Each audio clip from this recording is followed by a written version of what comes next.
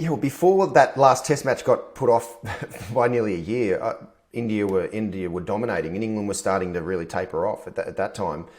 But now the way things have shifted with what we've seen with England, this whole the captain and the coach and that dynamic has really just moved their cricket forward so quickly. And now India with Rohit Sharma, Rahul Dravid's come in. So it's a lot more even now. For me, England's in front just because they've been playing Test cricket. They're about to finish off this series against New Zealand and have played incredibly well. So yeah, I think England have got just got the jump start here a bit. There's no question that India have got an incredible Test squad and Test team, but they're going to be going in a little bit underdone, playing a lot of T20 and one-day cricket over the last 3 to 4 months. So Test cricket-wise, the bowlers in particular, their workloads and everything, it's going to take a little bit of time for their bodies to just get used to that Test cricket workload again. So it's going to be a fascinating Test match to see how it pans out. And for England, it's going to be a true test up against one of the world's best teams and world-class batting lineup, bowling lineup and everything. So it's going to be a great challenge for England to see exactly where they're at.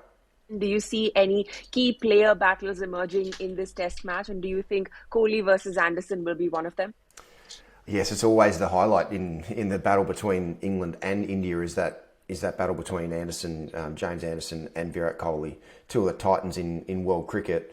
And James Anderson certainly had it over him right at the start of Virat's Test career, but now of recent times hasn't been able to be as effective against Virat. But that's always one of the great battles between England and India. The other one that I'm really looking forward to as well is Ashwin and Ben Stokes. Ashwin has had his measure a lot over his career, but now also there's more importance on Ben Stokes' wicket, even more so than ever because he's captain.